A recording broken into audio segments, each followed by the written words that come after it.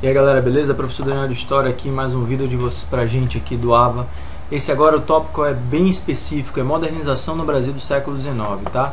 Então a gente vai fazer aqui bem rapidinho, só pra gente sistematizar algumas questões importantes para essa aula. Bom, primeira coisa que é importante sinalizar é que quando a gente fala em modernização, a gente precisa estar dizendo exatamente o que a gente entende por moderno. Moderno, nesse caso aqui, tal como esse símbolo aqui já denuncia pela imagem, é a modernidade em termos capitalistas e desenvolvimento industrial, tá?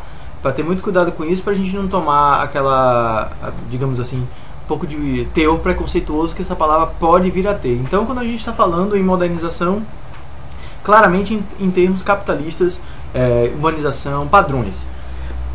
Sem discutir, na verdade, se eles são melhores ou piores, enfim, uma série de questões que podem advir, ok? É isso. Bom, qual é o contexto histórico básico para esse tipo de evento no Brasil? Primeiro, que a partir de 1845, né, aqueles debates políticos entre liberais e conservadores que de alguma maneira deixavam o movimento político ou o contexto político brasileiro instável, eles de alguma maneira eles cessam, eles dão uma diminuída de intensidade, principalmente devido ao medo de desagregação da nação. Então, de alguma maneira, com o retorno de Dom Pedro I, tá, essas forças políticas, elas de alguma maneira se estabilizam na sua discussão mais em torno do Dom Pedro, evitando que o país se desagregasse. Esse contexto, na verdade, é bem importante para que essa modernização, aos poucos, comece a aparecer no Brasil. É muito aos poucos, tá? São pequenos sinais, sinais não necessariamente pequenos, mas importantes, mas assim, primeiros movimentos, elas não alcançavam todos os lugares, eram os primeiros espasmos, vamos chamar assim, ok? Bom, então retomando, para a modernização, no sentido de uma aproximação com os padrões capitalistas de urbanização e desenvolvimento, alguns fatores são importantes. Uma relativa estabilidade política, do que eu acabei de dizer agora, tá? No início do governo de Dom Pedro II. Uma relativa disponibilidade de capital vinda da proibição do tráfico. Eu já comentei sobre isso quando fiz um vídeo sobre urbanização. Havia, de fato, alguns autores argumentam que o dinheiro que era utilizado no tráfico de escravos foi para essa urbanização. Sim, em parte é verdade mesmo, então de alguma maneira havia mais dinheiro circulando para alguns investimentos. Em terceiro lugar, leis que favoreciam uma maior receita do governo, a exemplo da tarifa Alves Branco, que eu vou falar daqui a pouco. Fica atento que o texto que eu deixei fala um pouco dos exemplos de modernização, tá? Então a gente vai aqui só falar algumas coisas dessa lei, tudo bem? Você lê o texto. Quais são as leis mais conhecidas? Não é que essas leis, elas digamos assim, criassem modernização, mas elas ajudavam o contexto. Então, por exemplo, a tarifa Alves Branco, que é uma tarifa protecionista, que a gente vai ver aqui, a lei de terras e a lei Eusébio de Queiroz, que eu já comentei naquele outro vídeo, beleza? Então vamos nessa aqui. Vamos seguir pra gente rapidinho fazer esse vídeo aqui. Bom, primeira lei modernizadora é desse rapaz aqui, esse senador chamado Alves Branco, né? A primeira ideia foi desse Visconde Manuel de Alves Branco. A ideia dele é o seguinte, é que produtos tivessem taxações, ou seja, que eles sofressem impostos ao chegar no Brasil de maneira diversificada. Por exemplo, caso a gente importasse, ou alguém importasse um produto nacional e que houvesse um similar, a taxa era de 60%.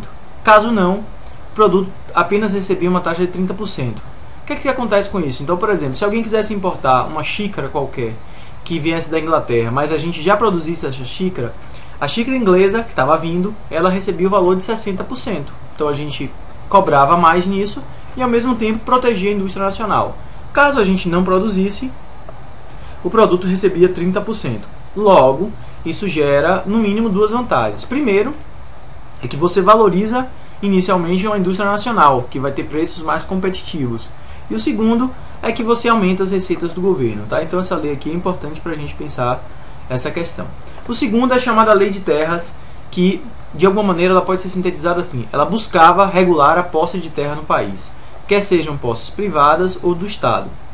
Como é que funcionava em linhas gerais? Essa lei, ela dizia o seguinte, que agora uma posse de uma terra, ela só poderia ser legitimada através de compra e não mais doação. Porque o que acontecia antes era o seguinte, as pessoas ocupavam uma terra, quer seja de maneira pacífica, quer seja de maneira violenta, enfim, de alguma maneira, e pediam ao Estado para ganhar essa posse. Isso a partir de 1850 não era mais possível, tá?